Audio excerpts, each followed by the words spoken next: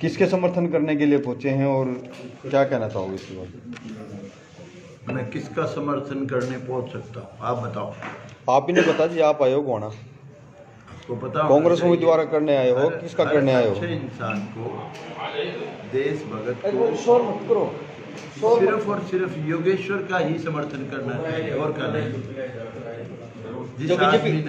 एक मिनट रुक जाओ।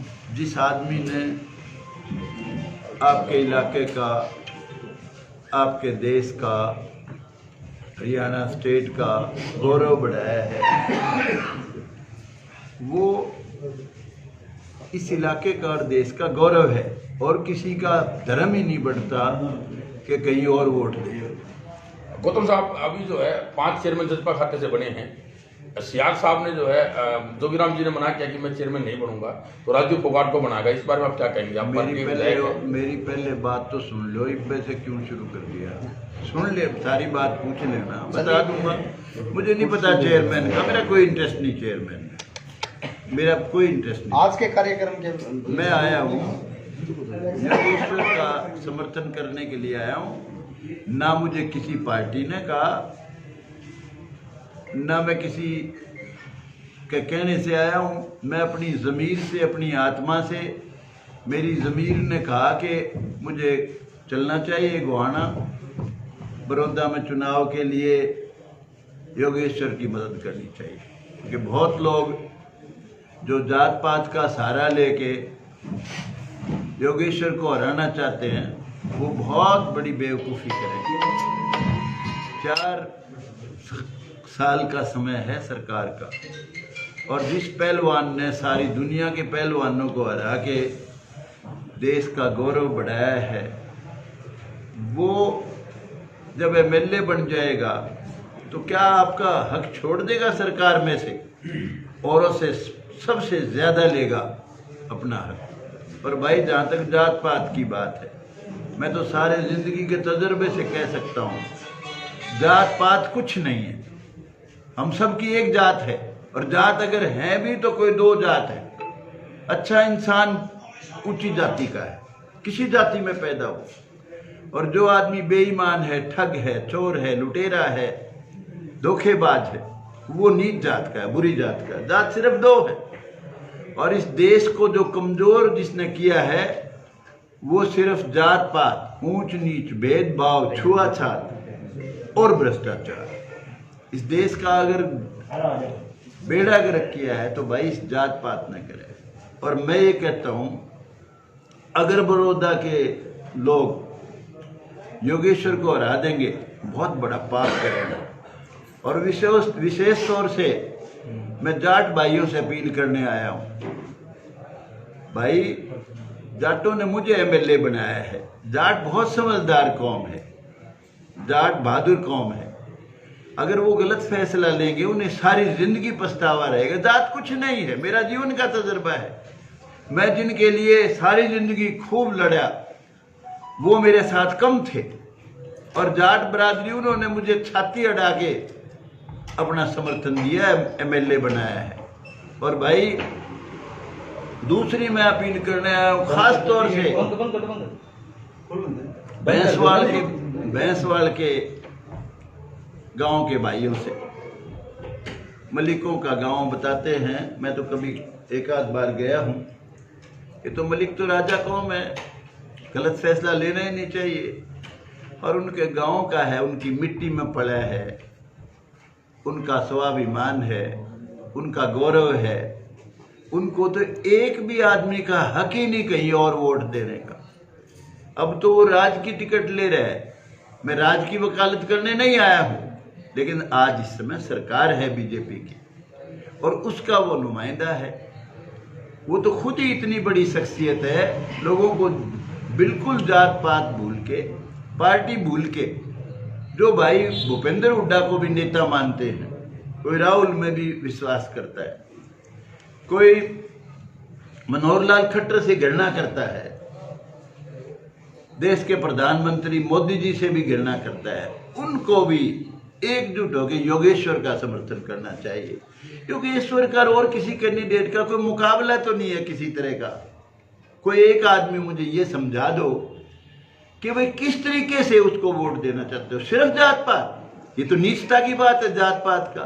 जात पात सबसे बुरी बीमारी है और ये इस देश को लेके बैठने की बीमारी है भाई। दादा गौतम जी, अभी किसने इसने दुष्यंत चौटाला और दिग्विजय चौटाला बड़ौदा हल्के में नहीं दिखाई दे रहे हैं जब से चुनाव घोषणा हुई है, क्या मानते हो? बेटा ऐसा है, दुष्यंत चौटाला का और दिग्विजय चौटाला का जो आपका सवाल है, ये तो आप उन्हीं से पूछो, मैं उनका भेजा हुआ नहीं आया हूँ।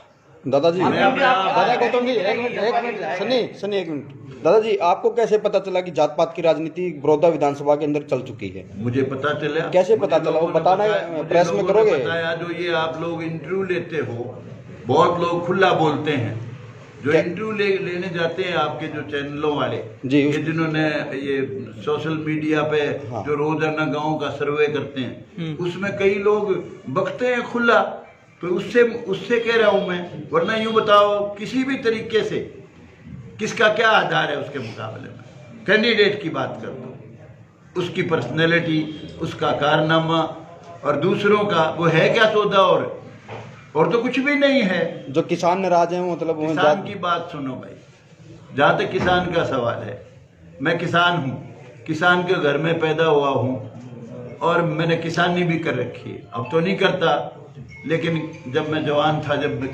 मैंने किसान का काम भी करा है। मैं प्रो किसान हूँ पूरी तरह से, और किसान के हक में अगर कोई कानून नहीं है, मैं मोदी जी से भी कहता हूँ, अगर कहीं कमी रही है एमएसपी की और उसको दूर करना चाहिए।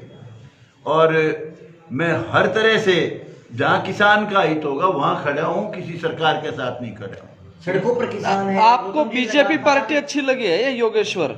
मुझे योगेश्वर, तो पार्टी अच्छी नहीं है? पार्टी का अच्छे बुरे का सवाल ही नहीं, पार्टी का हिसाब से मैं आया ही नहीं हूँ।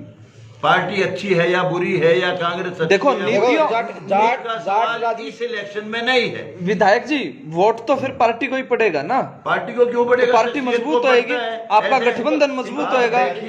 जिस गठबंधन के खिलाफ आप बोलते हो, मैं आपको बताता हूँ, बलराज मधोक एक समय इंडिपेंडेंट लखनऊ से बने थे एमपी, उसकी शख्सियत का वोट दिया था लोगों ने। लोगों को योगेश्वर दत्त की शख्सियत का वोट देना चाहिए, और कैंडिडेटों का हिसाब लगाओ, उसकी क्वालिफिकेशन का हिसाब लगाओ, उसके कारनामों का हिसाब लगाओ। उसके कोई जूतियों के साथ भी खड़े होने के लायक नहीं है। और जहाँ इन लीडरों की बात, मैं किसी की काट करने नहीं आया यहाँ आज ना मैं कोई भूपेंद्र हुड्डा के खिलाफ बोलना चाहता, ना मैं किसी बीजेपी के खिलाफ बोलना चाहता, मैं तो किसी के खिलाफ नहीं बोलता। मैं तो ये कहता हूँ भाई, कैंडिडेट को देख के और समय को देख के, समय भी बहुत बलवान है, आज उनका समय ही नहीं है, औरों का समय भी इसके पक्ष में है। और महज एक सिर्फ ये बात कह के कि भाई ये जो अमुक जाति से है, जाति तो सबकी एक है भाई। बात सुनो ध्यान से, कोई आदमी अपने आप को बड़े से बड़ा प्रकांड पंडित समझता हो, टीकाधारी, तिलकधारी, जो कहते हैं जी हम बहुत ऊंची जाति के, उनका की संतान है भाई। किसी को घमंड नहीं होना चाहिए मैं अमुक जाति में हूँ, बड़ी जाति का हूँ, कोई बड़ी जाति का नहीं। दादाजी, हम सब एक जाति के हैं। राजकुमार भूपेंद्र हुड्डा जाति पाति का इलेक्शन बना रहे हैं या राजकुमार सैनी बना रहा है? ऐसा ये भी है, बीजेपी खेल रही है। राजकुमार सैनी के बारे में आप मुझे कुछ पूछना चाहते हो तो भाई, राजकुमार सैनी तो पगला गया, he has gone mad, पागल हो चुका है वो। कल वो जाटों ने गाली दे था, फिर ब्राह्मणों ने दे था, आहिस्ता आहिस्ता ये जो वोट नहीं देंगे, वोट तो उसका किसी का पड़े ही नहीं। समझदार आदमी क्यों वोट देगा? ना उसका कोई मुकाबला, ना कोई बात। एससीबीसी क्या कर दिया, क्या कारनामा करे उसने एससीबीसी का? पूछो, एक काम बताओ। जब वो एमएलए बना, जाटों ने मदद करी थी उसकी, ब्राह्मणों ने मदद करी थी। एमपी बना, जाटों ने भी मदद करी थी, ब्राह्मणों ने भी करी थी। यहाँ के एक खातर आया हो, क्या फंडा है उसका? क्या करके भूल गया यहाँ बड़ौदा में? ठीक है, किसी कारणवश यहाँ बड़ौदा के लोगों ने जब चुनाव था उसको वोट दे दिया। क्या सोच के दिया? वो भी बेवकूफी थी। Foolishness of the people. किसने पैसे? बेवकूफी थी। को पैसे देने की बात आई है, पैसे लेके आया इधर? मैं नहीं कहता पैसे लेके आया, उनका तजर्बा है। आप एक बात, मैं जाटों ने एमएलए बनाया हूँ और मेरे खिलाफ इतना प्रचार करा, कैप्टन अभिमन्यु के तो मैं मुजारे जैसा भी नहीं हूँ, इतना माल इकट्ठा कर रखा है। वो कहते थे उसके आदमी 150 करोड़ रुपया खर्च करा है। मेरा तो लोगों ने चुनाव लड़ा, गरीब आदमी हूँ। किसने लड़ा? वो मेरी जाट हार्टलैंड है। हरियाणा में अगर 4 कॉन्स्टिट्यूएंसी बड़ी कॉन्स्टिट्यूएंसी जाटों की है तो वो नारनौंद उनमें एक है। और जाटों ने सिर अड़ा के, छाती अड़ा के मेरी मदद कर रखी है, उन्हीं का एमएलए बनाया हुआ हूँ। दादा क्यों जरूरत पड़ रही है जाट और ब्राह्मण की बातें करने की, डेवलपमेंट की बात क्यों नहीं करते? क्या जाट और ब्राह्मण की बात करने की जरूरत क्यों पड़ रही है? डेवलपमेंट की बात करेगा खट्टर, मनोहर लाल खट्टर साहब चीफ मिनिस्टर करेगा, चौधरी भूपेंद्र सिंह हुड्डा करेगा, उनने राज कर रखा। राम कुमार गौतम ने राज नहीं कर रखा। मैं तो राज का कोई सीरी नहीं हूँ भाई, मैं कोई इस राज में भी कोई पावर शेयर नहीं कर रहा है, इसलिए मैं क्यों डेवलपमेंट की बात करूँ।